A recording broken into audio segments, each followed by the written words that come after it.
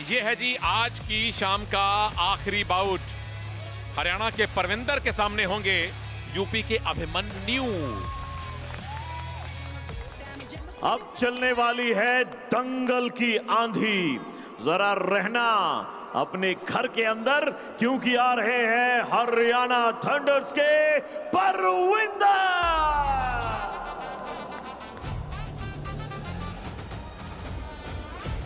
और ये है परविंदर जो कि रोहतक के अजायब गांव से ताल्लुक रखते हैं और सिर्फ लेग अटैक पर ज्यादा फोकस करते हैं। अगर कुछ करना है तो भैया अटैक्स में थोड़ी वैरायटी लानी होगी। थोड़ी सी एंड्योरेंस की भी थोड़ी कमी दिखाई दी है। थोड़े अटैक भी धीमे हैं, लेकिन उन्हें तीव्रता तक पहुंचाना होगा यदि इस मुकाबले को जीतना है तो। और अब तक का सफर अगर आप देखेंगे इनका, तो उसमें परविंदर ने 3 मुकाबलों में उन्हें हार का सामना करना पड़ा और यश को उन्होंने जरूर हराया था 14-8 से। प्रो रेसलिंग लीग 2.0 देश के असली दंगल की इस सीजन की आखिरी बाउट यूपी डोमिनेटर्स की तरफ से। लेडीज एंड जेंटलमैन, इस मैच की महाभारत का बवाल खिलाड़ी जो पड़े सब पर भारी, रचने जीत का चक्रव्यूह, please welcome Abhimanyu. Pro wrestling league में अब परविंदर को चुनौती देने के लिए आ रहे हैं अभिमन्यु, जो कि हरियाणा के हिसार जिले के श्याम सुख गांव से ताल्लुक रखते हैं। चाचा ने इनकी देखरेख की है भाई, CISF में हेड कांस्टेबल हैं, सेफ खेलते हैं काफी और डिफेंस बहुत मजबूत तो है, लेकिन कभी कभी जगह भी दे देते हैं। माइंड का अच्छा इस्तेमाल करते हैं, पजल नहीं होते, यानी कंसेप्ट इनका बिल्कुल क्लियर रहता है कि उन्हें क्या करना है। और पहले 3 मिनट सेफ खेले, दूसरे हाफ में अटैक करें, वही अच्छा रहेगा उनके लिए। एक मुकाबला जरूर जीता इन्होंने नवीन मलिक के खिलाफ, जो कि कॉमनवेल्थ गेम्स के चैंपियन रहे हैं। अब जरा ध्यान से सुनिएगा, हरियाणा इस मुकाबले को जीत के पॉइंट्स टेबल के टॉप पे आ चुका है। महाराष्ट्र फिलहाल नंबर 2 पर है और हरियाणा की जीत से पंजाब भी क्वालिफाई कर चुका है। अब एक जगह खाली है सेमीफाइनल में, उसको या तो यूपी भरेगी या दिल्ली भरेगी। अब अगली बात और ध्यान से सुनिए, अगर अभिमन्यु मंडवाल ने यह बाउट जीती तो यूपी के नाम टोटल 24 बाउट की जीत हो जाएगी। यानी दिल्ली को कल जीत हासिल करनी पड़ेगी, 5 बाउट हराने पड़ेंगे पंजाब को। यानी मैच जीतना पड़ेगा किसी भी हाल में सेमीफाइनल क्वालिफाई होने के लिए, अगर अभिमन्यु अभी जीते। अगर नहीं जीते तो भी दिल्ली को कम से कम 4 या 5 बाउट फिर भी जीतनी पड़ेंगी, जो उनके लिए आसान नहीं होने वाला है।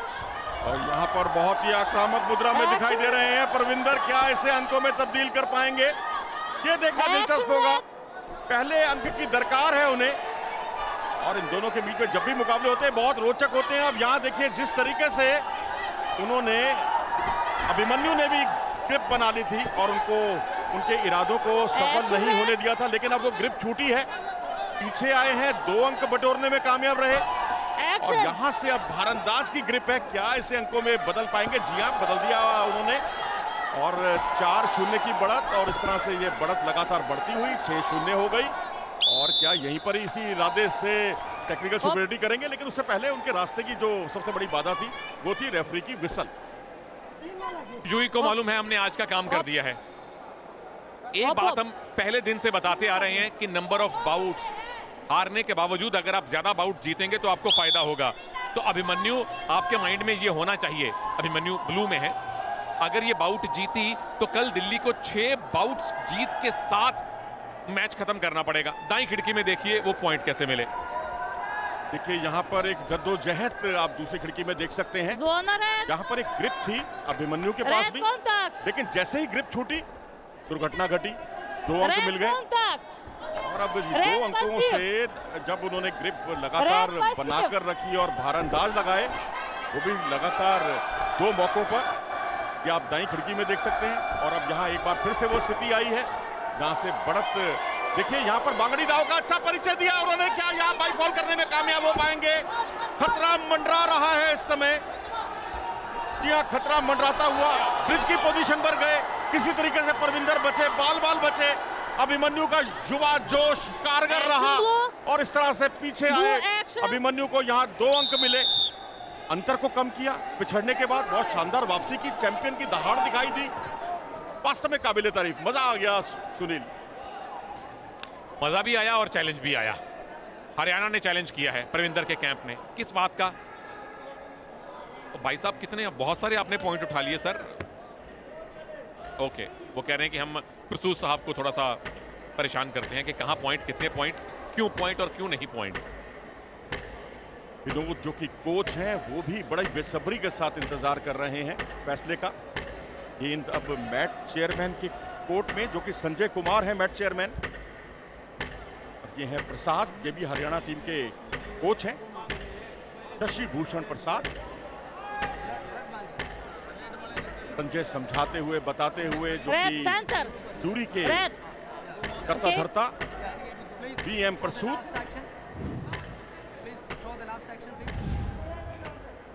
हर एक्शन का बहुत ही बारीकी से आकलन किया जाता है। यहाँ परविंदर के लिए अवसर था खेमे की पोजीशन को अंजाम तक पहुंचाने का, लेकिन अपने ही दाव में उलझे। यहाँ बांगड़ी करने में कामयाब रहे थे बहुत ही खूबसूरती के साथ उनके विपक्षी अभिमन्यु। पूरा जोशो खरोश युवा संघर्ष यहाँ अनुभव पर भारी पड़ता हुआ ब्रिज की पोजीशन पर खतरा टाला, और ये देखिए अपनी पूरी ऊर्जा झोंक दी थी इस बार अभिमन्यु ने, लेकिन बाल बाल बचे। Challenge lost. Only 2 points to blue. Red only in the danger position. Additional point to blue. और वैसे भी समझने वाली बात यह थी कि वो 2 पॉइंट की पोजीशन टेकडाउन तो क्लियर बन गई थी, तो वो चैलेंज भी गया और चैलेंज लूज करने का एक्स्ट्रा पॉइंट आपने अभिमन्यु को दे दिया। पर दिलचस्प बात यह है कि इन 2.5 मिनट्स में हमने दोनों रेसलर्स को एक बार फॉल की पोजीशन करते हुए या उसके पास आते हुए देखा है। यही कुश्तियों का रोमांच है। आप पिछड़कर वापसी करते हैं और जो आगे होता है रेसलर वो अचानक पीछे हो जाता है और वो भी हतप्रभ रह जाता है। लेकिन मजा ये है कि आप संतुलन अपना बनाकर रखें। यहाँ पर पट लगाने की कोशिश की थी, अच्छा डिफेंस अभिमन्यु द्वारा।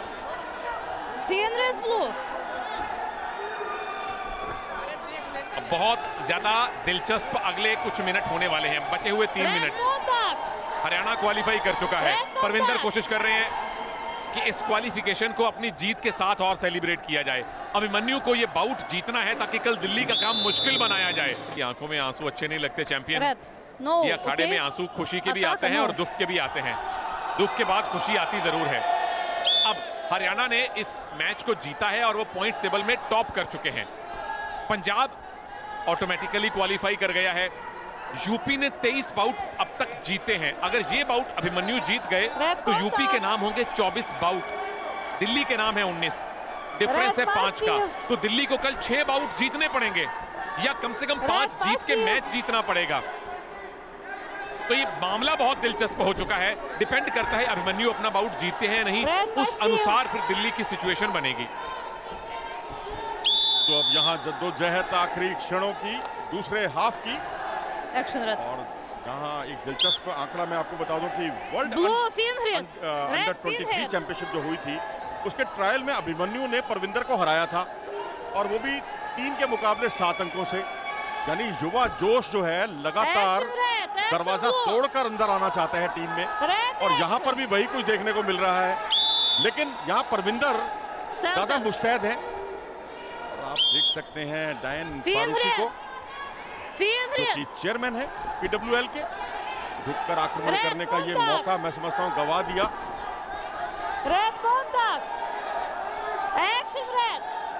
एक्शन रेड यानी कि परविंदर 6-3 से आगे हैं।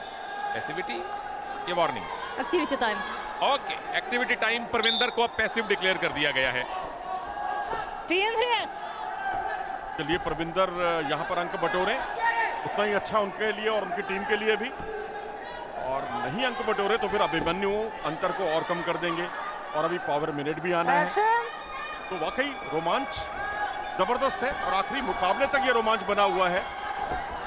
यहाँ देखिए ग्रिप छूटी और जोन से बाहर नहीं धकेल पाए थे।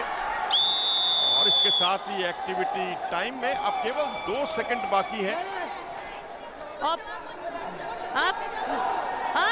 पॉइंट मिलने वाला है अभिमन्यु मंडवाल को।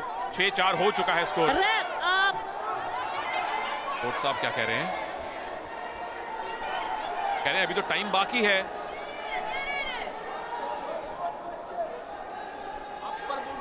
यूवी सुजाकी मुझे क्लास की ना उस बच्ची की याद दिलवाती हैं जो अपने एग्जाम में टॉप करती थी और उसके बाद बाकियों को चढ़ाती थी बाद में बैठ के। चलिए, हम भी उम्मीद करते हैं कि उनके तजुर्बे का, अनुभव का भारतीय रेसलर फायदा उठाएं और वही कुछ करें जो सुजाकी करती हैं, यानी एक ग्रिप पर मुकाबले को खत्म करना। लेकिन आज अंतिम में भी उन्हें 6 मिनट तक चुनौती दी है, एक अच्छा साइन है। रिजल्ट बेशक पक्ष में नहीं गया उनके, लेकिन यहाँ पर आप ये देखिए खेमे की पोजीशन है और यहाँ से कोई फायदा नहीं उठा पाए।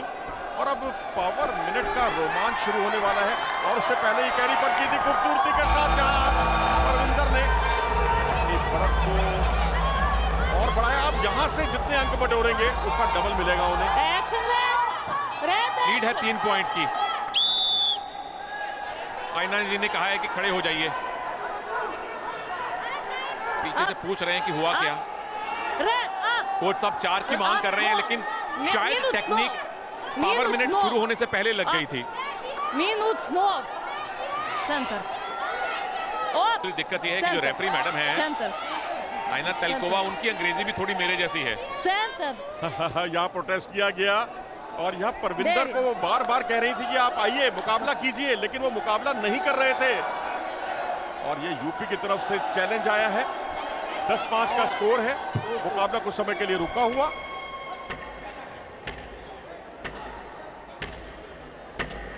और ये वो क्षण होते हैं रेसलर्स के मन में, बहुत से, मैं समझता हूं, कोई दिमाग के अंदर कुश्ती के कई समीकरण दिखाई देते हैं, ऊहापोह की स्थिति दिखाई देती है। और सूक्ष्मता के साथ बीएम प्रसूत और संजय उसका आकलन कर रहे हैं। यहाँ ये देखिए, मुझे तो ऐसा लगता है कि यहाँ यूपी ने शायद उनको रेस्ट देने के लिए प्रोटेस्ट किया है। चलिए प्रसूत साहब, आपके फैसले का इंतजार है। A red action before starting the PowerPoint. It's only 2 point. Only 2 point. Silence on. Only 2 point to red.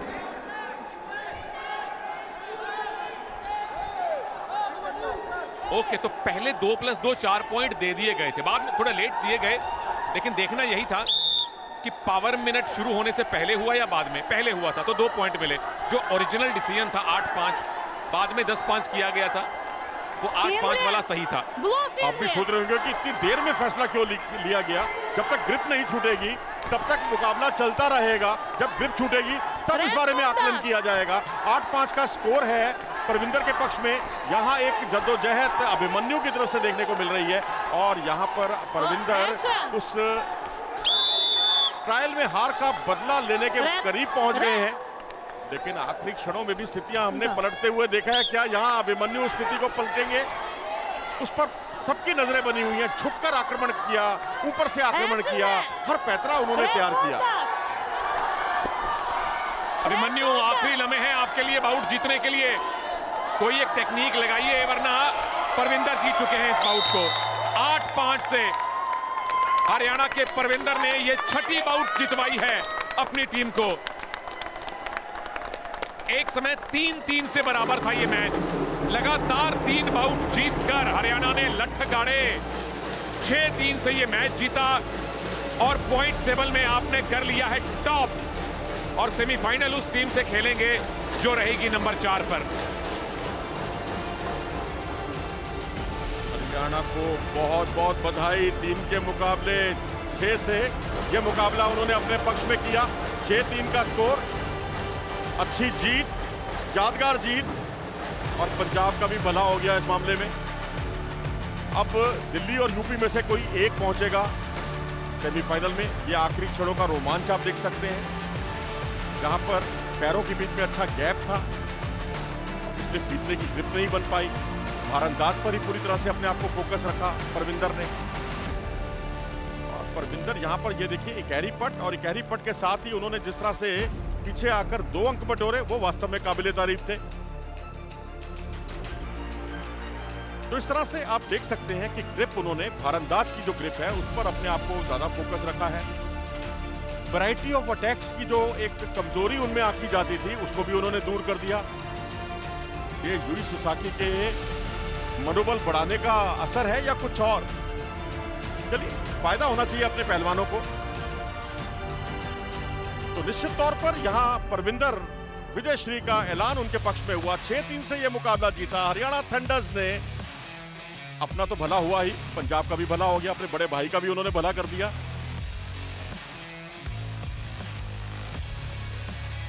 मुबारक है जी हरियाणा को।